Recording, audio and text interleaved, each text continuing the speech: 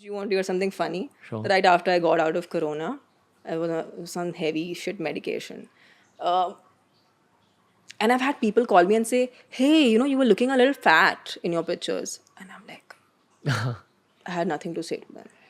Because I feel like, what is wrong with people? Are we that insensitive that we cannot see a person has gone through an illness and that we are that insensitive? With people who are not self-made from your own industry, who have definitely come in through influence or the N word, Yeah. like, do you sense a difference in personalities? The N word is nepotism. Of course. It's like, yeah, it's like such a popular word now. But do you sense a difference in personality, like versus the There self-made is. people? Like There what? is, but I still feel like their journey, their problems are different than say someone who's not from the industry. But yes, there is a innate sense of surety which comes with the fact that somewhere, say it's a very deep down, it's a very deep rooted security that you have, that you're from here, so it's going to be easier to get your way around. Say someone who is from outside will still always be like, Arey, what if my opportunity is not with me? And I've seen that. I've seen it in some really big, successful actors who are self-made and not from the film industry, who experience that insecurity. And it's surprising because sometimes they're doing so well, but that sense of insecurity doesn't leave them, which is, I think, also good because as a creative person, that sometimes fuels you. So if they've been able to channelize that well, that does them good.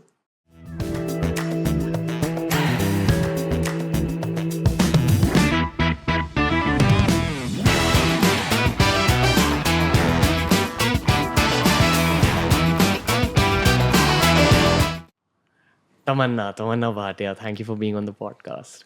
Thank you for having me on it. It's my first. So I'm super excited and also a tad bit nervous. Why are you nervous? I'm someone who watches a lot of podcasts and I've seen a lot of yours. And I'm just really intrigued by how you tab into like a side of people that probably they don't put out so much, say, in an interview. Are you ready for some very deep questions? Oh yeah.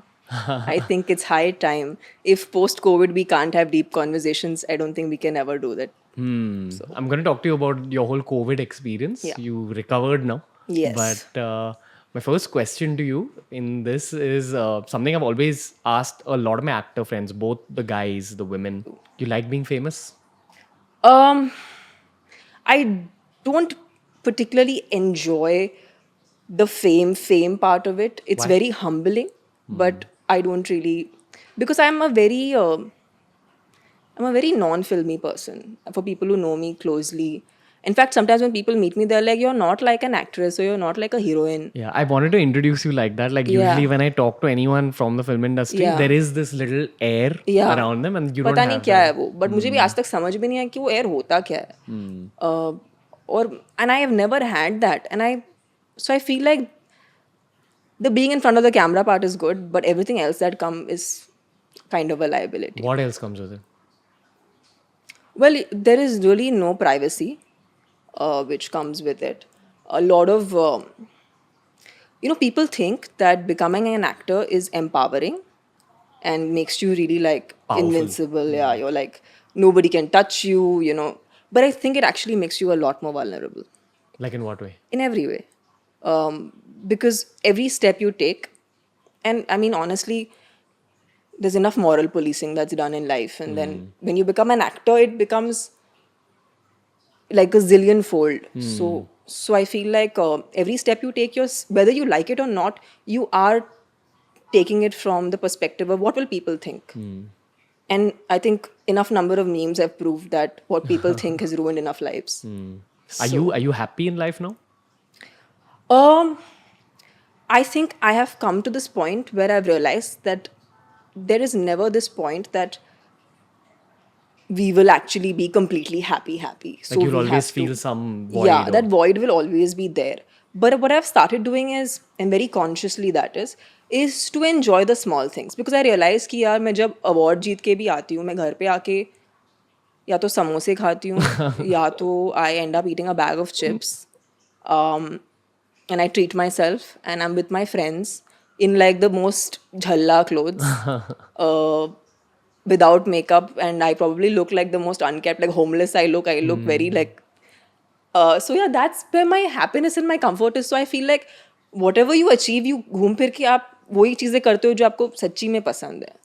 I feel you're very connected to who you were like before fame came into your life. Yeah. But I'm sure you look around you in your industry and you sometimes feel that okay, why has this person changed so much, or has something gotten into them? मुझे लगता है लोग कभी बदलते नहीं, लोग वही रहते हैं. I feel like circumstances reveal that side of the person. That includes fame, name, money. So who you essentially are, that part never changes. And for me, that's what it's been. I mean, I was fortunate that name, fame, money came my way with the kind of work I chose to do. And I just chose to keep myself the same way because I just didn't know any better. I didn't want to do anything else. Are you ready for an intense question? Of course, I'm intense, so you can go ahead and throw as intense a question. Why you so scared of? I'm never scared. You're never I'm scared? just warming you up.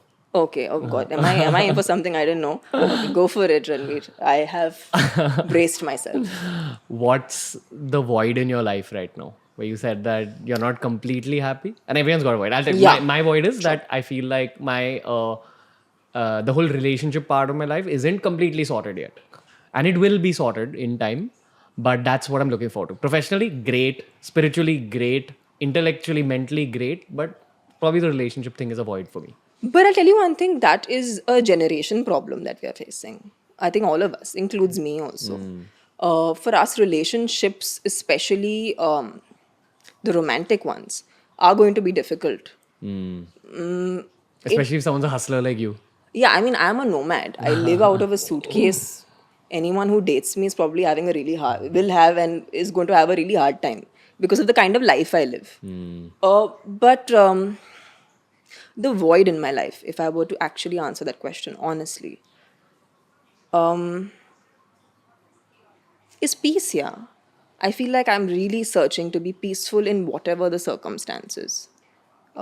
Because the more I see, I really have very little control over what happens. As much as I try to be in control of things, I find it very, very hard. You don't feel peace on Saturdays and Sundays? No, honestly, I don't have a Saturday, Sunday in my life because I work whenever there is a day to work because that's how I've made work. I'm someone who likes to work all the time. So nowadays, I think of Saturdays and Sundays as a weekend, which I've now put into my life. But say 2 years ago, I didn't even know what a Saturday and Sunday was. I would talk in terms of dates. If someone, my friends would call, would say like, I want you free on this date. I'd be like, listen, don't tell me the day, tell me the date because I want to know if I'm in town that point of time. So yeah, Saturdays and Sundays has not been a concept for me that I've lived with. But if you're saying peace is what you search for, what is keeping you away from it? Is it that hustle of career that you think of, okay, I want to be very professional. I want to perform really well in front of camera. I want to do well in my career. Is that what takes away from your peace? I think we all have a perception of what, if we reach there, we will be happy or peaceful.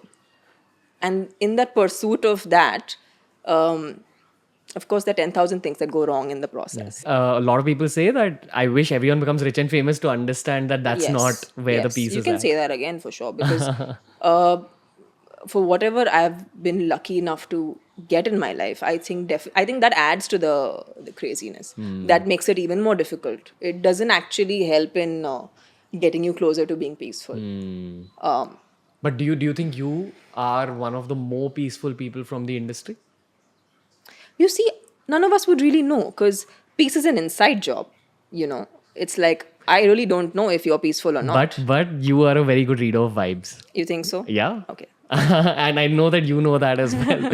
So Yeah, I mean, it's really not that hard. I think the moment you drop, what happens is, Ranveer, even when I'm doing an interview with you, I can have my guards up. It's very easy. do you have your guard I'm an up right actor. now? You think so? Yeah, a little bit. Really? Yeah. Yaar, फिर तो पता Because even I can read vibes. नहीं. Is it? No, but actually, I personally think I don't have my guards up anymore. And that is because I don't really feel there's, maybe it's the lockdown. I don't know. It's just been such a reality check of what we actually need in our lives and how many things we actually have and the pace of life that I don't know about you, but I've lived a very crazy pace where, you know, I'm trying to do 10 things in a day. Like today I'm only doing an interview with you, but say if this was pre-COVID, I would have had your interview and some 10 other things to do. I'm like, I can't even peacefully do Ranveer's interview because I'm just doing so many things, and I had gotten used to living like that. What are you working towards? You know, I feel like the lockdown was a big, made me realize that I sleep well when I have a good day at work. So I think now I'm looking at each day.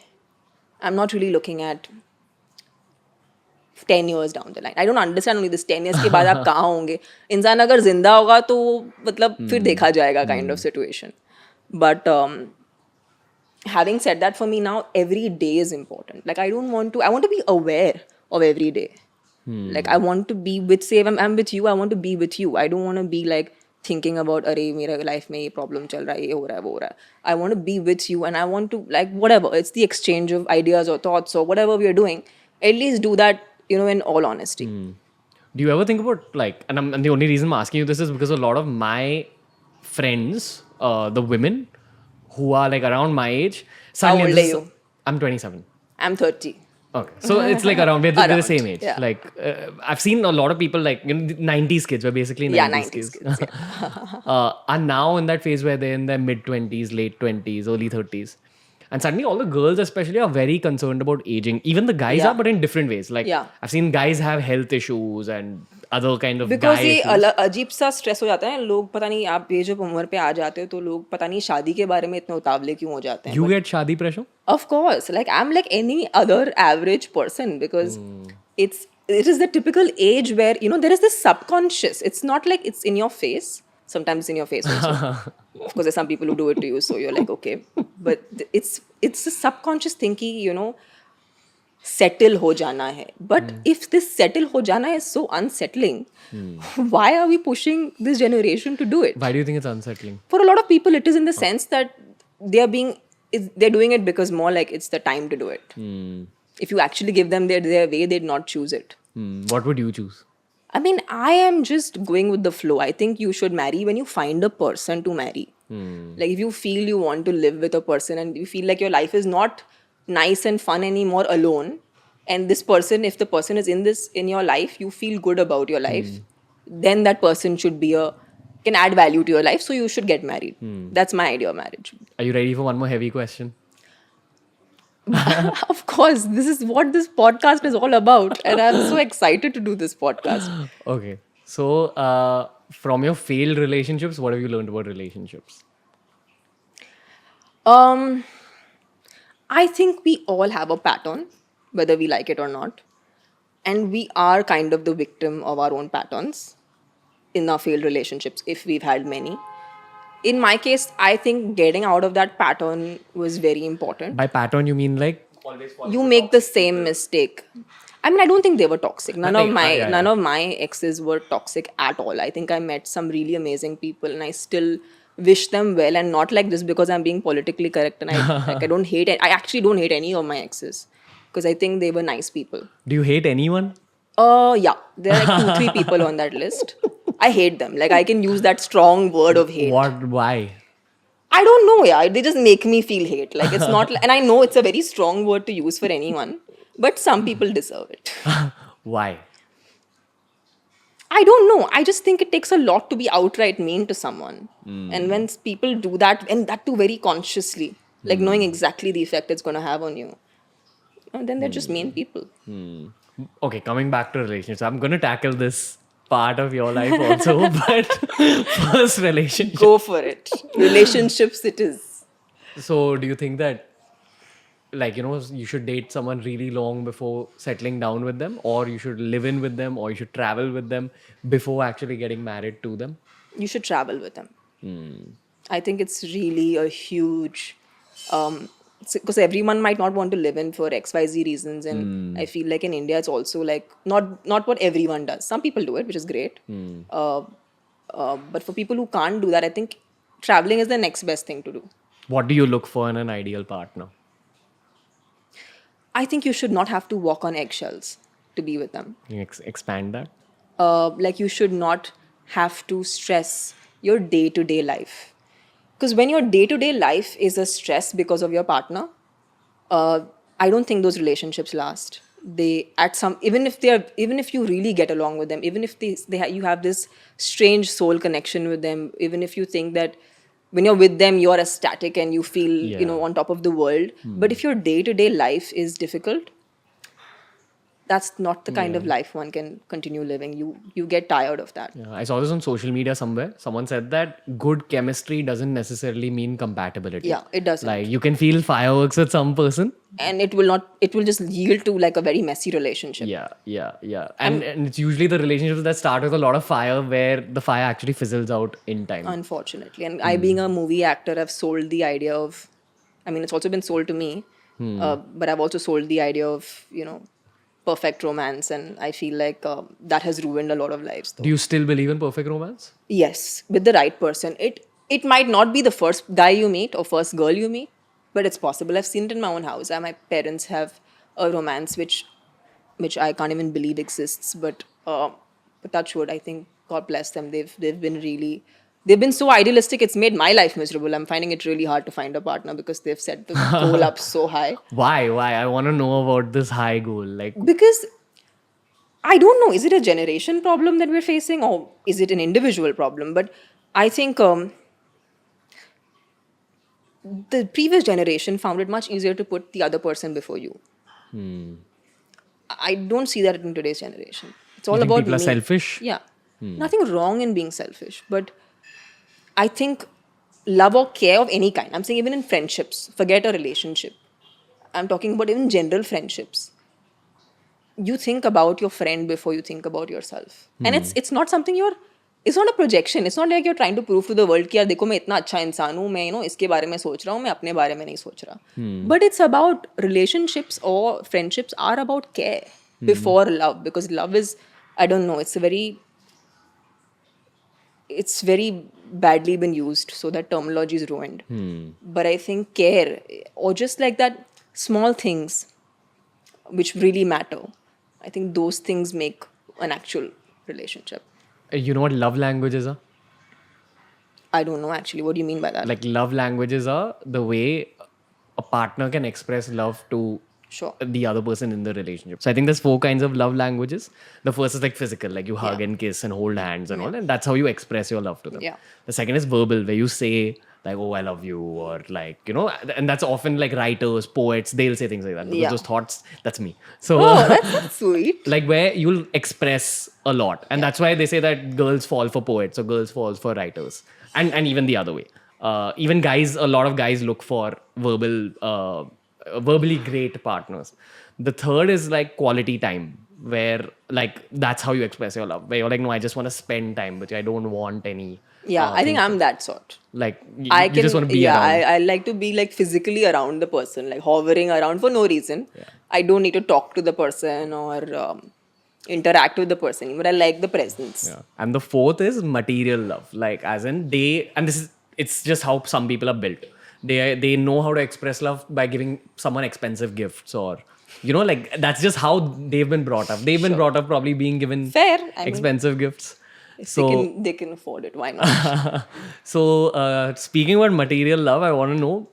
I had like this one actor friend of mine who had told me that a lot of guys want to date her because she's an actor, and they want to be able to say that, oh, by the way, I have this is my actor girlfriend. So have you sensed that in your world where people try wooing you?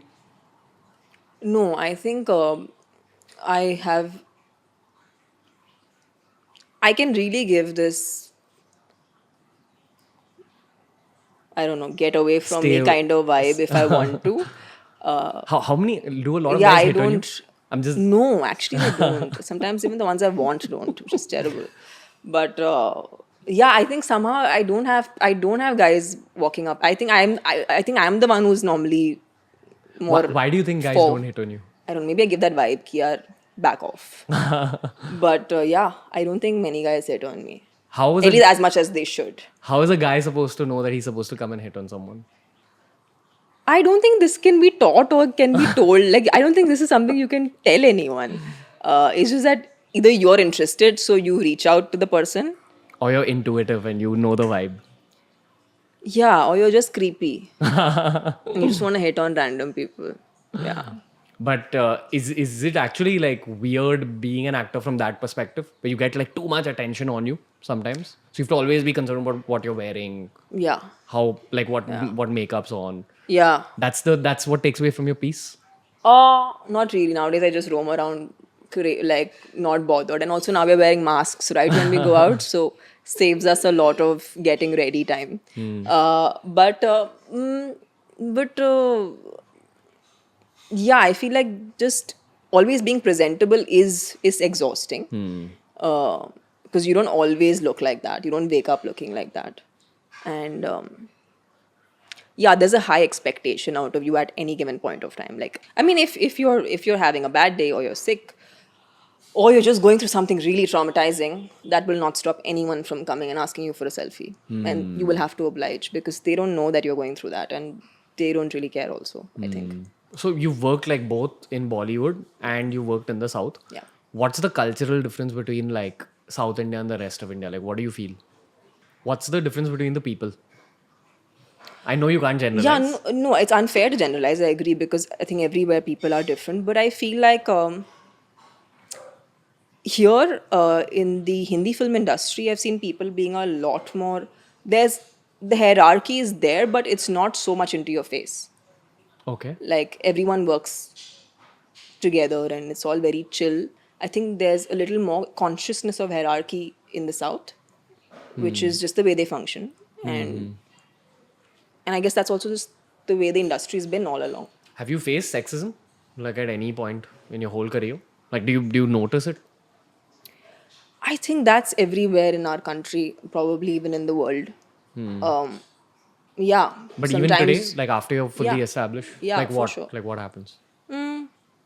like your caravan will be a little further down than, you know, than your male counterpart. Something, this sounds kind of trivial. No. But it as a girl, I think these things really matter, because sometimes you're in something really difficult to wear. And practically, you would imagine that they would want to put the lady first. But it doesn't happen. Do you see that changing? Like as time is passing? When the lady puts the foot down, I think women have to still put their foot down to get that. Yeah. You get it. It's Yeah, possible. Which is also something I bring up a lot on our business podcast with Yeah. a lot of women. Like they say that girls often don't ask for like Yeah. things samne se. Because they feel they'll offend. And that's tragic. But I think for women who have been able to put their foot down, I think it always does ruffle a few feathers. Yeah. And but I think there's no other way to do it. Like so I grew up only with girls, like it was just sisters around me, and they've been like a big part of like just my thought process growing up and all, because as a guy you make a lot of mistakes growing up. You talk rudely to girls, or you treat girls sometimes like how you would treat your guy friends, which is not correct, which includes slapping and things like that. Okay, because that's how you're brought up around other guys. Sure. So you need a sister there to tell you, okay, no, Nahi kar sakte. yeah, you can't treat them like how you treat your bros. And that's the teenage version of it and the preteen version of it. But even when I was starting business, two of my sisters got together. They made me sit down. They told me, okay, good, you're doing business, but know this thing. And they explained this whole asking concept to me, that women might often not ask for a raise that they think they deserve, or the next opportunity that they want in business. So sometimes as a male boss, you're supposed to look out for these things. Yeah. And that's actually been game-changing advice. Like on our company, we have like, I think like a 60%-ish female workforce, and they're like the stars of our organization. Sure. But I just feel like more Indian businesses, plus India in general, needs to kind of change these little things. What you said, like the subtle sexism. They're very subtle. What I also feel is, I think if we really want to eradicate this problem, we need to start looking at men and women as human beings. I think we largely as a country have that problem. Yeah. We don't look at people as human beings and as just living creatures who need to be respected. We don't have respect for animals. We put it don't in have respect boxes. for human beings. We don't have respect for life. Yeah, like Sadhguru talks about this actually. He says that there's only like one physical difference between a man's body and a woman's body. Yeah. But people look at that one small difference, which is probably 1% of your whole existence, Yeah. as like a 50 or 60% weightage. Which is the next question I want to ask you. We're in your house right now, and I'm seeing like Welcome to my home. so much spirituality around me. Like you guys can't probably see it in the frame, Yeah. but there's like a huge spiritual presence in this house. Thank you. So and I know that you've been to Isha. Yeah. You've tried your hand at meditation. You do yoga. Yeah. That's what's getting you more of the peace in life. No, I don't think yoga can get you peaceful. Peace is a very, I think till we as humans and individuals don't take it into our own hands and we keep blaming this and that and exterior forces, it includes yoga. The more you try to bring in things to bring you peace, it just doesn't happen. It's just something you have to do for yourself. So yeah. Chal, I'm gonna ask you this because you've been on front of the camera for way longer than I've just been doing this for like 4 or 5 years of my life. I've reached a stage where I see fame going up, okay, and I wake up every day. I don't know whether this is because of lockdown or what, but I wake up every day with this little sense of like, where's my life going? Like all this is great. I'm working hard. I know what I'm doing.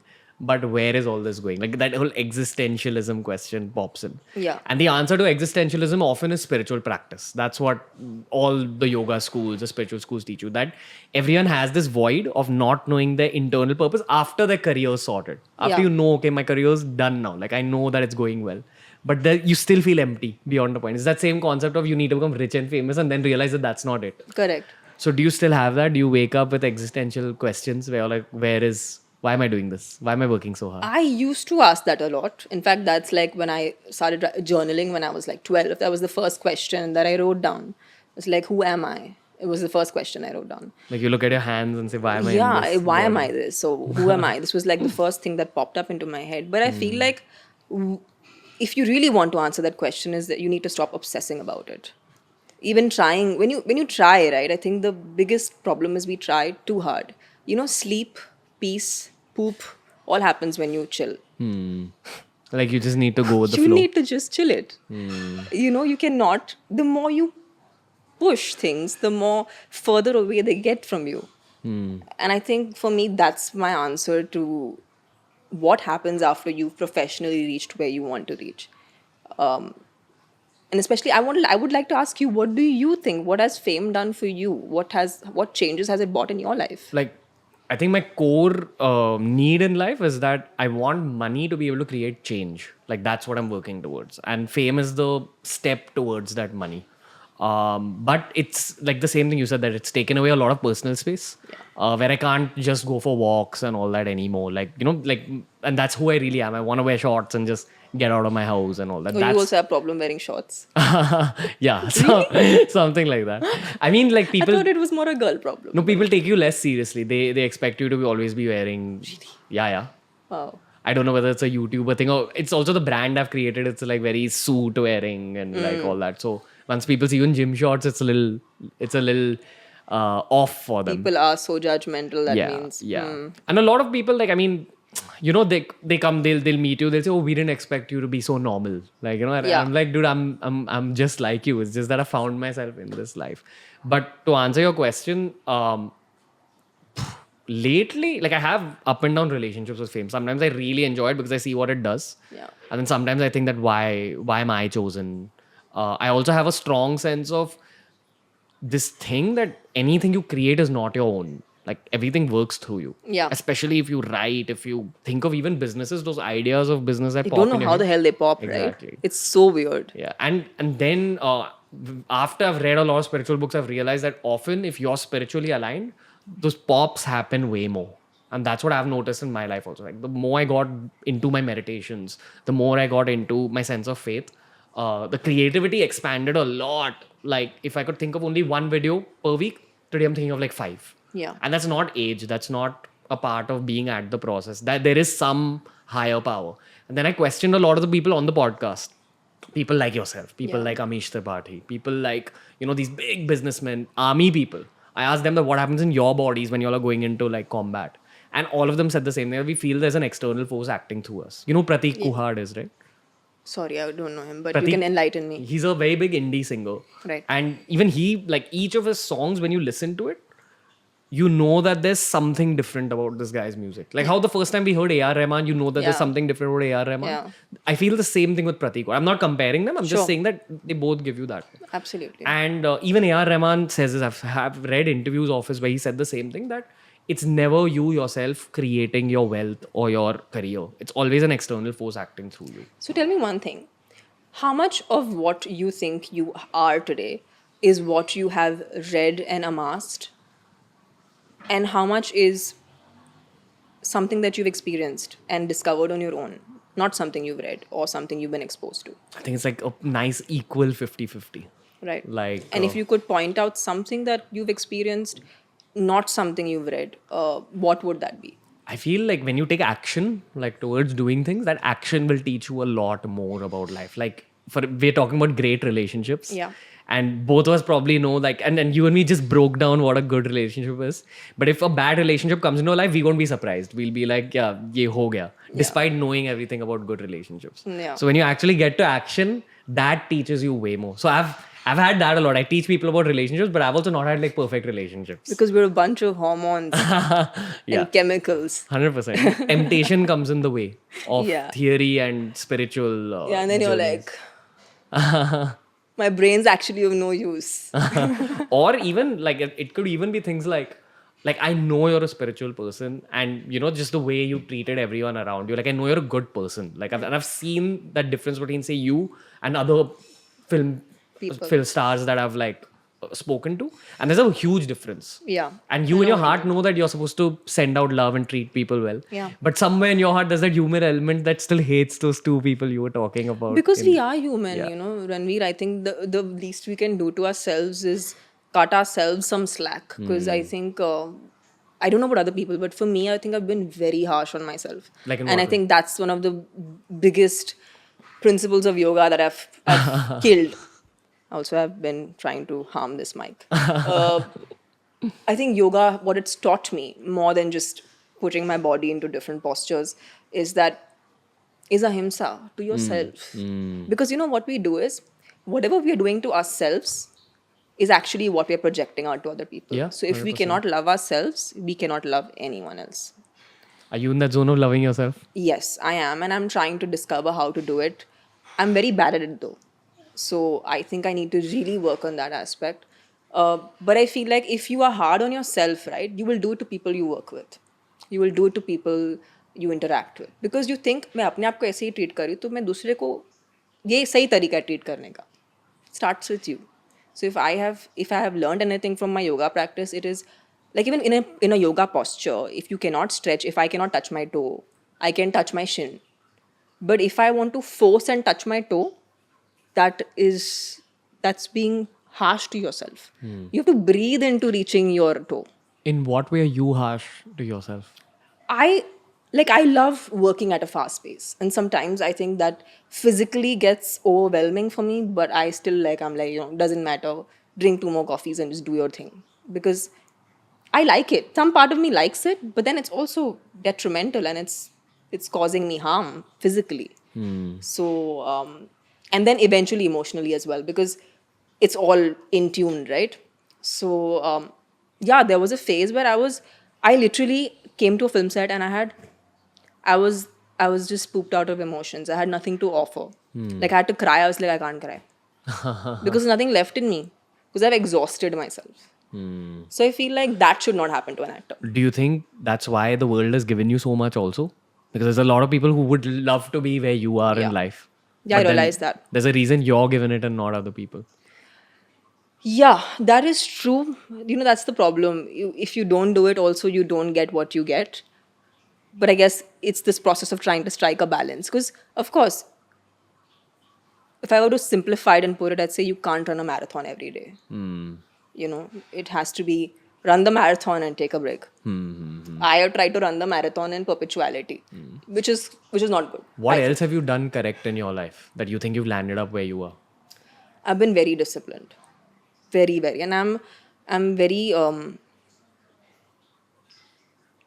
I really go with my heart. Like sometimes it's so impulsive. I think it's the Sagittarian in me, which makes me do this. I'm so impulsive. Like I will just jump into doing something and I'll be like, why did I even do this? But and most of my good decisions and some of also my very, very bad decisions have been impulsive. But I'd still choose that route. You're an execution and action based person. Yeah. But one thing I also firmly believe in is to experience, because I was in that phase where I was reading a lot, I was watching a lot, and I was trying to search this something outside that would help me sort my life out. Because I was big into self-help at that point. But I realized that what, there's only one thing that I need, and that is myself to sort me out. And it's sad when you can't be there for yourself.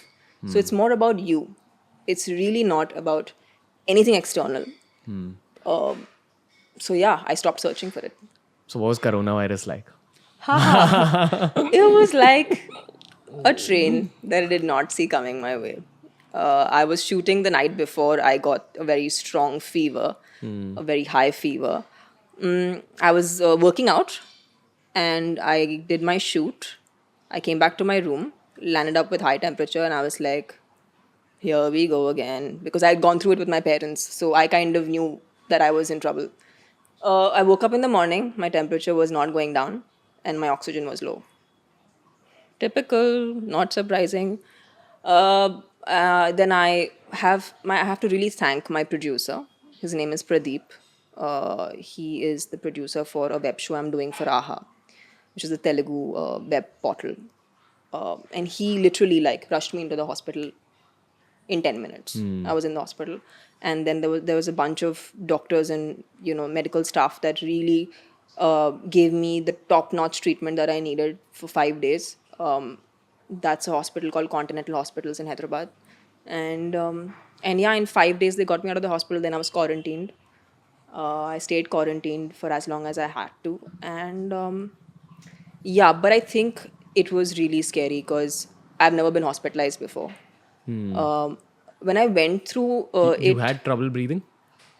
yes, I wasn't. The funny part is, I wasn't realizing I'm having this trouble. I was getting very tired 3-4 days prior to that. I was shooting also. I was getting tired, and I was like, you know what? I was also working out very hectically. So I was thinking, कि यार मैं बहुत ज़्यादा workout कर रही हूँ. I'm pushing. All of a sudden, after the lockdown, I've gotten just dived into work, so I'm fatigued. That was my logical explanation to myself. But yeah, I was experiencing that, but I wasn't realizing it. Probably because at this age we're a lot fitter, right? And if someone who trains and all, we're used to physical pain. हम बर्दाश्त कर सकते, तो we think कि ये normal है. I had body ache. I had immense body ache. Like I was taking like massages in between shots. I had that much pain, and I was like, नहीं मैं बहुत ज़्यादा lift कर लिया है, कर लिया. तो I was like, that's the problem. But yeah, the entire hospital journey was. That's when you realize that you are alone in life, unfortunately. I mean, there are very big things that happen in your life. Of course, my parents actually flew down to Hyderabad from Mumbai. But of course, we couldn't meet. My parents are a huge... I mean, I have to mention this because I feel like my life or my achievements are incomplete without their constant support. And yeah, I think the reason I have achieved anything that I have is largely due to my parents. Did you, I mean, it's a dark question, but did you like think about death at Yeah, any for point? sure. For sure, because it's not unheard of that people... And my case was not as simple. I did have severe symptoms. So, and it's an open thing. Even now, I'm constantly hearing of cases of people who are like on the road of recovery and they pop. What So it's did- possible. What did you learn from it? I learned that like give what you really want in life, time and effort. You're a new person after COVID. 200%. And I can't fake it anymore. Like I'm in that phase that, Ranveer, if I'm not enjoying this conversation, I'll probably tell you to your face that, listen, I'm not liking it. But Are if you- I'm loving it, I'd say, Ranveer, can we do this? Can we have a longer interview? Because I'm really, really having fun. Are you And I'm enjoying this? loving Oh, this. okay, And I'm cool. really thankful to you to actually get me on a podcast, because I think I also feel so much like myself while I am here, and I can really talk stuff that I firmly believe in. So. What do you think about, like, other than like films, what goes on in your head, like about life, about, because I know Yeah. you're a very motivated person, and I'm sure you think about films a lot. You think about your next project, your next character. I want to really work with kids. Like I want to work with kids to... I don't know how I will do this. In fact, this is like a very deep rooted desire that I have, which I've never kind of verbalized. Do you think about having kids? Of course, in the future, I would. I would love to have kids. Although I still think I am a kid and I am still yet to That's all of figure us. out. Yeah. I don't know how it will be to have kids because it's a bit. But I see my friends having them and they're fabulous mothers. Scares me a little. I'm a little scared about motherhood, to be honest. What are you scared of? That you may not be capable of being a mother. No, it's like you have to dissolve yourself. You don't exist. Do you think about balancing career and motherhood? Yeah, for sure. I don't think I can do. I cannot. I cannot live without what I do. So I'm definitely going to have to balance the two. I feel there's damn different pressures on actors and actresses. Like I feel Yeah, you like, can't look puffy, even if you're on your deathbed. but I mean, y'all have like these pressures of like I'm sure even the actors do. But I feel there's much more pressure on y'all about makeup and like how you look and how old y'all are. Do you want to hear something funny? Sure. Right after I got out of Corona, I was on some heavy shit medication. And I've had people call me and say, hey, you were looking a little fat in your pictures. And I'm like, I had nothing to say to them. Because I feel like, what is wrong with people? Are we that insensitive? That we cannot see a person has gone through an illness and we are that insensitive. And yeah, and I find that really funny. I was really, I think I was very humored when I heard that. Yeah, it's a harsh world. And that's also the downside of fame. People don't understand. You're too scrutinized. You're too scrutinized. What's the difference in the pressure on the actors? Like like how I said that for women, it's probably very much looks oriented, very much how you present it. What's the difference in the pressure for the male actors? I think their pressures are worse, but it's just that we don't see it that much what is as it? much. It's the money. It's the kind of money that's riding on them. Sometimes as women, we are like, we pay check is not the same as them, but we don't realize. And I have some really dear colleagues who, when their one film doesn't do well, the brickbats they get for that one film bombing is nothing close to what happens to us. Like what happens? The market value, the pressure of having to perform to create better content the next time around. See, an actor, lead actors also, have only so much control over content. See, unlike you're a you make YouTube content, you have full control over what goes out. As an actor, I have only so much control, and that equation will never change because as an actor, I can only come and perform. I can give my inputs. I can say I don't like this. I like this. I want it this way. Change it. I can say all that. I have that right. But the final execution, because there are 24 crafts working on it, वो आपके हाथ में नहीं होता. And वो सबसे sometimes why do big hero films flop? They would never flop if that was not the case. But because they flop because there's so many other people working on the film. And when that happens to them, it's hard. I don't think I want to be in that. Like you've in seen that people situation. going through shit. Yeah, it's some of my really, really close friends from the industry. They've been shattered because the expectation was huge and it bombed also at that range only. So for them, to get back, is really difficult. What do people not know about the industry, which you only know on the inside? We are laborers in really good clothes. It's labor. It's a very laborious job. We work physically very, very hard. It requires you to be physically, emotionally, mentally there, which is unlike any other job. Like if I'm on a desk, I don't really care about how I look. But here I have to look right, I have to feel right, and I have to think right. So it's like when you're doing a drunken scene, you can't really like drink a bottle of wine and then try to perform. I need to remember dialogues. So I'm going to have to act like I am drunk. Is it true that actresses would always prefer a spouse from outside the film industry? I think each one to his own. There are lots of people who married in the film industry and it works beautifully. But what's this logic? Like, why do they say that in the first Because, place? see what happens is you live a certain life. If your spouse also does the same thing, then your life becomes only about that. There is no other perspective in your life. It's my opinion. I mean, this could be different for other people. For me, I think if I am doing this and my partner also is doing this, then we are only talking about this. There's no third element of, and I feel like to have a holistic life, it's important to have another perspective. So, in as much detail as you can you describe your dream man? My dream man. Okay. Let me just visualize now. Everything, physically, mentally, spiritually, whatever. I should be able to talk to the person a lot about anything. I should have fun. I should not feel judged while I'm with that person. What do you think they judge you about? I don't know. I mean, people can be like judgmental about stupid shit, but I feel like, when I think it's a very person thing. Like either a person is judgmental and he's judgmental with everyone and everything, or you're just not a judgmental person. Like you don't sit and calculate what the other person is. Okay, like don't immediately form an opinion. So yeah, and someone who's self-made, I think that really matters to me. Why because does that matter?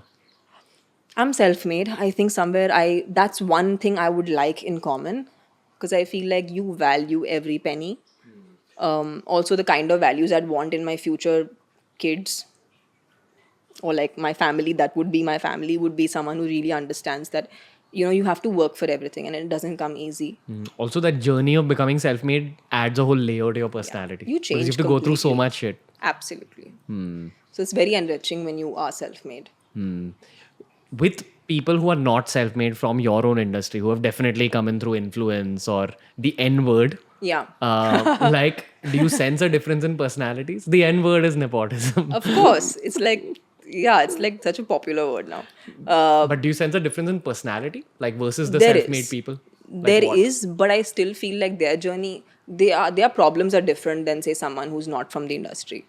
But yes, there is a innate sense of surety which comes with the fact that somewhere, say, it's a very deep rooted security that you have, that you're from here, so it's going to be easier to get your way around.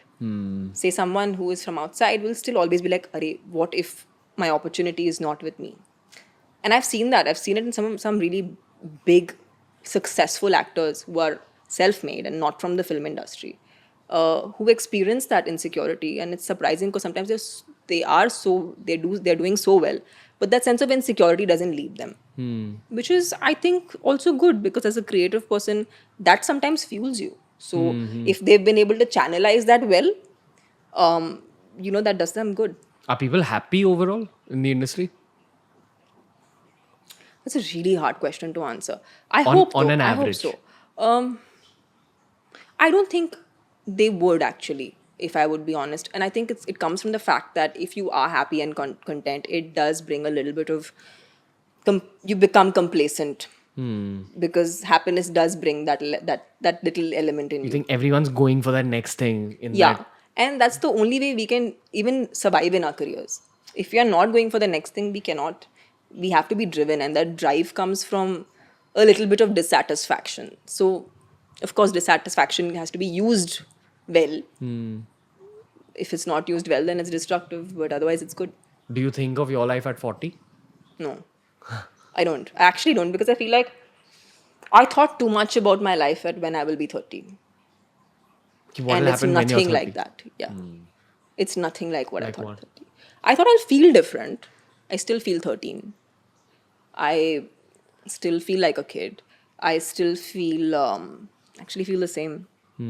I thought I'll be doing different things. I thought I'll have kids, I'll have a family. I would have given up acting. I would have taken sannyas, and I don't know. Like I had like I'll be set.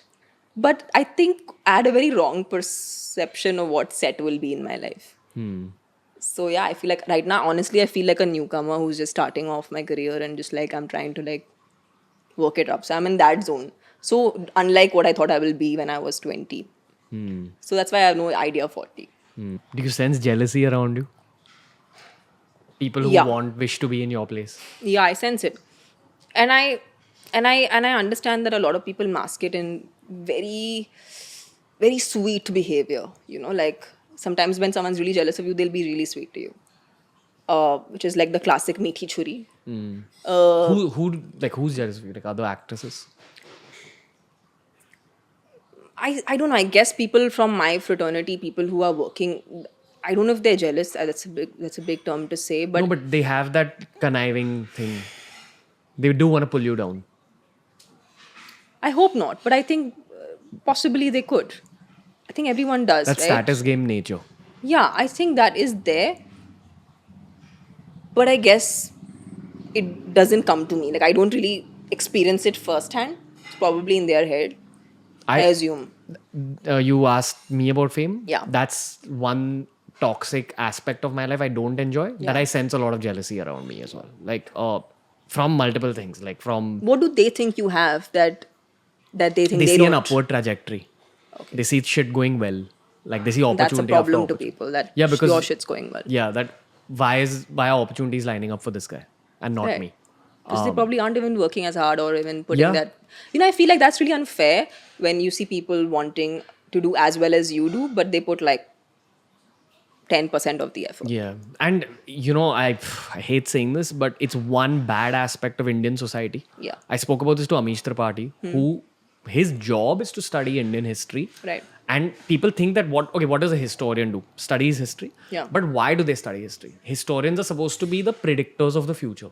Yeah. They've studied history to understand patterns to be able to say that okay, this is what's likely going to happen. Yeah. So I asked Amish Tripathi in detail that why first of all, why did India get taken over by Europeans?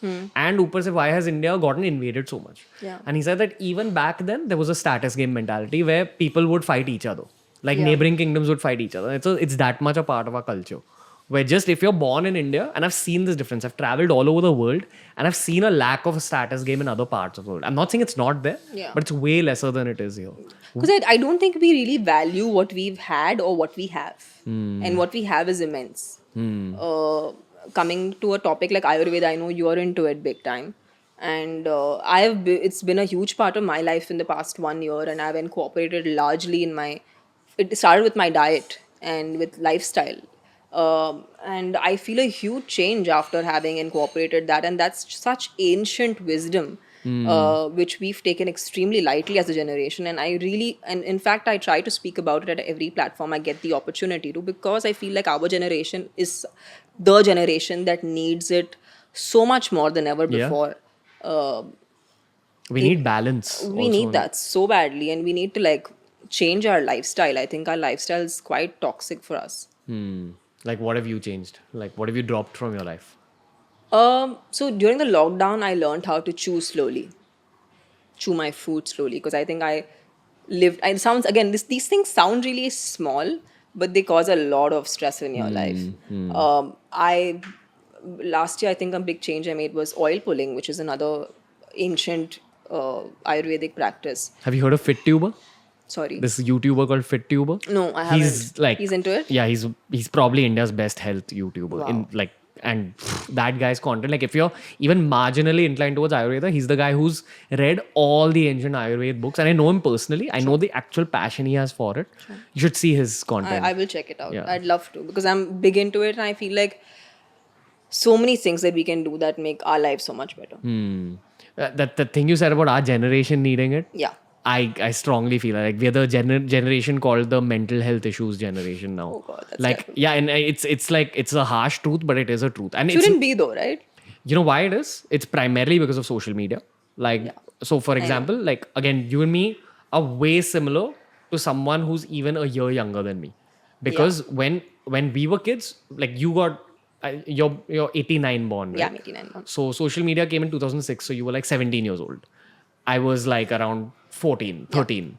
But if you are a 9-year-old who's given Facebook in his hand, your whole existence becomes likes, comments, Yeah. shares, getting validation from the outside world, and Yeah. that becomes your reality. That's what causes the mental health issues. Yeah, I agree. So it's just unfortunate, but which is why even I really try promoting Ayurveda, I try promoting meditation. Not everyone latches onto it because they just put that tag of, okay, this is just some old school shit. Yeah. I'm too cool for this, without ever experiencing it themselves. And I feel that, like, even so, I turned vegetarian about 2 years back, and I was that guy who used to shout at vegetarians for being vegetarian. Same. Oh, you were same?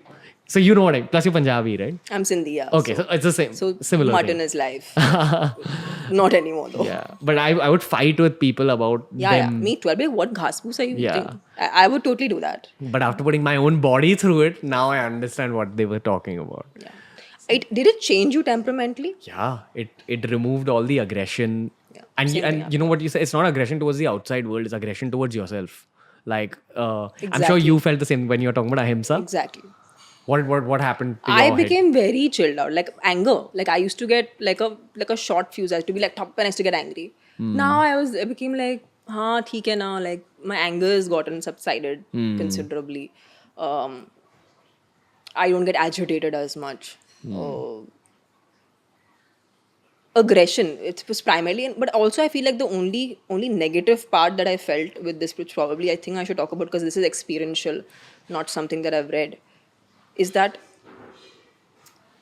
I think for the job I do, I need aggression. That determination. Like my workouts changed. I did feel like I couldn't go aggressive, which I could before. Which I'm trying to find a way around now because I feel like how do I crack that? Also, I feel like every body is unique, and I think we need to respect that. I also feel like parents need to respect kids when they say कि मुझे उल्टी आ रही है, मेरे को दूध नहीं पीना, because probably they're intolerant to it. And we as a country have always been like, we have been given food like as a part of our culture. So it's not necessary that although it's a part of our culture, it suits us individually. So yeah, I think that awareness has come to me in these past 2 years. Do you have a sense of competition? Yeah, I do. I am competitive. I'm not someone who's Professionally speaking. Professionally, yeah. Like- Only professionally. Otherwise, I have zero competition. Yeah. I couldn't get it. No, but I think in the world of films and the world of sport, competition's needed. But that is just the way it works. Like, it's how else do you fuel yourself? Of course, you want to do your best, and Do you believe in theoretically all that. do you believe in karma and rebirth? I believe in karma for sure. I don't understand the concept of rebirth, so I don't have an opinion on it. But then if I were to answer that question, I feel like, yeah, sometimes why do we feel like we're so connected to someone who we've just met? There has to be something, why are we drawn to those people? And sometimes you have these very strange conversations with strangers. And you're like, why did I just blurt this out? And I feel like that somewhere has to do something with rebirth, I guess. So I guess that is an actual thing. I don't know if it's scientifically proven. Is it scientifically No, proven? not yet. Not yet. But then a lot of things are not, but they still exist, I think. So I think we as a nation have been very spiritual, and a lot of our findings are based on spirituality. And we really look down upon it. I think we need to take it a lot more seriously than we do. Do you feel you're becoming more spiritual as you grow? And what is spirituality for you? I'll You know what? Go ahead. No, I'll tell you what it is for me. Go ahead. It's like a few basic factors. The top of which I've realized over time is meditation. Like meditation is a huge part of spirituality. You know how intermittent fasting works, right? Yes. You're giving a break to your body because of the fast. Yeah. Meditation is like that for the mind. This is something Naval Ravikant also says. And there must be some reason that all the CEOs of the world and all Talk the founders... about it. Yeah. But when you go deeper into the world of meditation, you realize the intellectual benefits, the physical benefits, but also the spiritual benefits. Yeah. I feel like along with your career, there's this parallel path you're running, which is the path of karma. And your job is to constantly be a good person, be very honest with your work, meditate. All these things advance you on that path also. The way if you have a hit, in the same way that if you have a hit film, you'll get even more opportunity like tomorrow because you've already proven yourself. Yeah. Karma and the game works in the same way. Yeah. Spirituality does believe, like the world of spirituality does believe in the concept of rebirth, where it's like at the end of your life, depending on how much karma you've accumulated or how much you've f***ed up in life, you're either given a better existence or a worse existence. Yeah. And at some point, you work your way up to such a better existence that you get what they call mukti or enlightenment, or what Buddha went through, what Mahavir went through, what all these saints go through. Yeah. But that's a long, very long path. And a part of that long path of karma is your how generous you are from your heart. Like if you're indulging in charity, is it actually coming out of your heart? Are you giving it with emotion, or are you just giving it for charity, for the sake of charity? If you're treating someone well, are you treating them well, from your heart, or are you just like trying to show the world that you're a good person? So all these things also matter.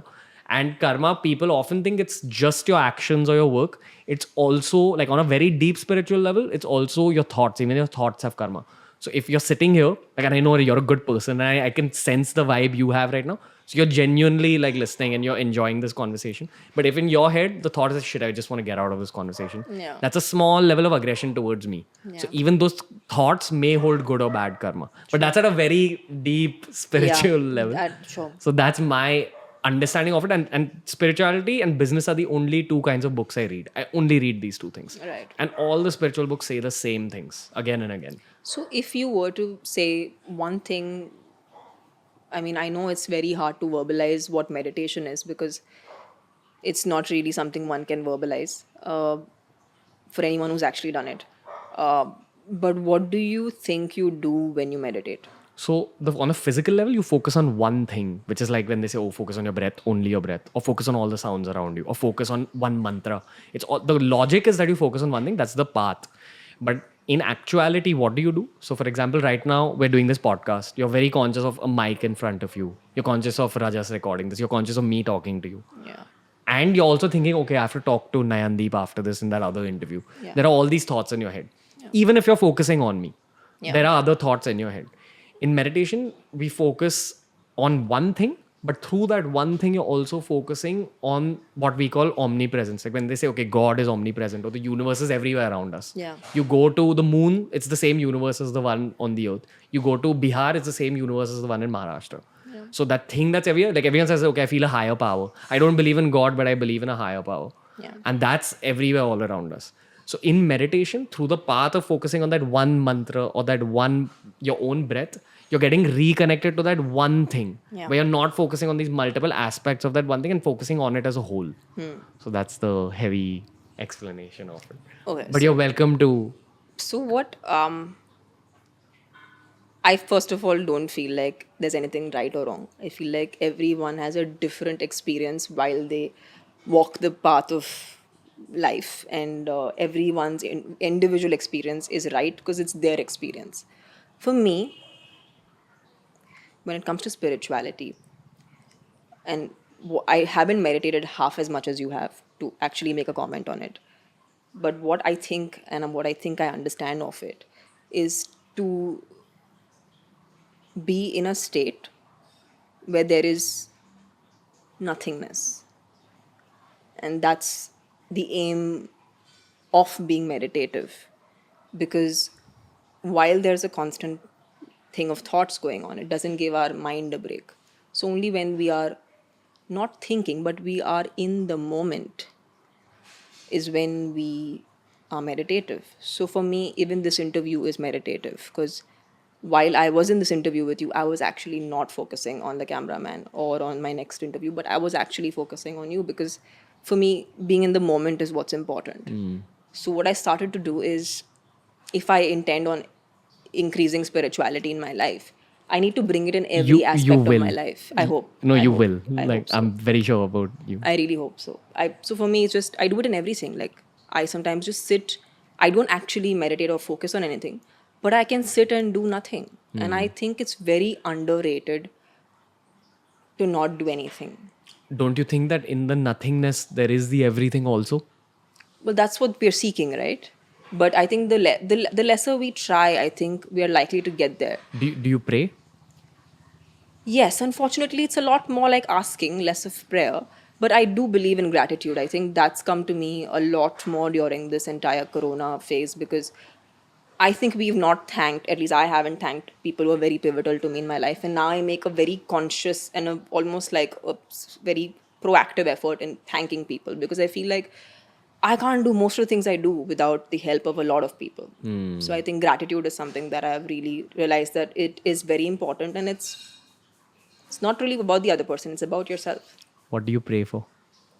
I pray for like very small things, yeah. Like I'm like, let this day be shorter. I am a very basic person, so I have very basic desires. I'm like, can my coffee be good today? Like really, they're like things that I actually, because I think they make my day better. Small things. So I don't ask for big things because I think I've been gifted that by the universe a lot before I asked for any of it. But I feel like the small things, which seem small, Do but you feel you've just landed up here? Like, does a part of you feel that? landed up here as in on earth or like in No, life. in your career. Yeah, it's not something I could have thought, and it all kind of happened to me. And then, of course, I put in the effort, I did all that I needed to do, but it all happened to me. Why is the universe acting through you in this way? What's your purpose? Well, just like I'm sure the tree outside has a purpose, I might have a purpose. So, I don't know what the purpose is though. I hope it's to make people laugh and smile And give great podcasts. and give it podcasts, and also to make me feel fantastic when I'm in front of the camera. But yeah, I guess I'm not much different than the tree that's right outside our window right now. Got it. Okay. And my final question to you is that if you had to just give, like, from 30 years of your life, if you had to condense it down to like 3 learnings, what would you share with the world? There is no time. There's no right time for something. The right time is now. Take action. Take action. Don't wait. We all procrastinate, but don't wait. Don't try too hard. And and seize every moment to be happy. Whatever that. It could be something small. Do that small thing that makes you happy. Not the bigger things, because those things seldom in your hands. So just do the small things that make you happy. And what would you like to tell your future husband watching this podcast? Very lucky man, I must say. No, I'd like to say, please, can we meet faster, because it's already very late. So let's make this quick. Beautiful. Thank you. TB. Thank This you, was a lot of fun. Ranveer. It's my first podcast. Yeah, I'm Did so you have fun? excited. I loved it. I really had a very huge cup of coffee, and I don't know why I did that, because this was as effective as my very big coffee. Good. I'm glad you had fun. Thank you for being on the show. Thank you, Ranveer. Thank you, guys. Okay.